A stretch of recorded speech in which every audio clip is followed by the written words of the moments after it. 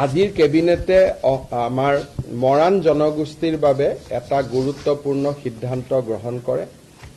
আমি সকলোৱে জানো যে অৰুণাচল প্ৰদেশৰ বিভিন্ন স্থানত মৰাণ জনগোষ্ঠীৰ লোকসকলে বাস কৰে।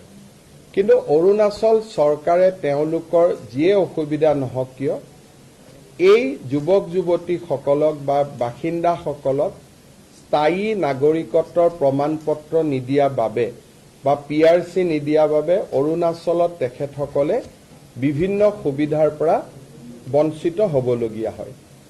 বিষয়টোৰ সম্পৰ্কত অৰুণাচলৰ মুখ্যমন্ত্ৰীৰ লগত মই যোগাযোগত আছো। কিন্তু যেতিয়ালৈকে অৰুণাচলত এই সমস্যাটো সমাধান নহয়, অৰুণাচলত বাস কৰি থকা মৰাণ জনগোষ্ঠীৰ লোকসকলক আমি অসমৰ PRC দিবলৈ সিদ্ধান্ত গ্ৰহণ কৰিছো। ইয়াৰ ফলত তেখেতসকলে অসমৰ চাকৰিৰ বাবেও নিজক চাকৰিত তেওঁলোকে প্ৰাৰ্থিত্ব দিব পাৰিব।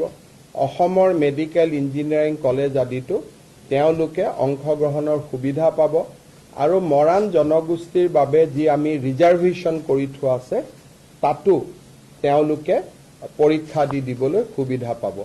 মই ভাবো যে এইটো অসমৰ আটাইতকৈ প্ৰাচীনতম জনগোষ্ঠী মৰাণ জনগোষ্ঠীৰ বাবে আজি কেবিনেটে এটা ঐতিহাসিক সিদ্ধান্ত গ্ৰহণ কৰে।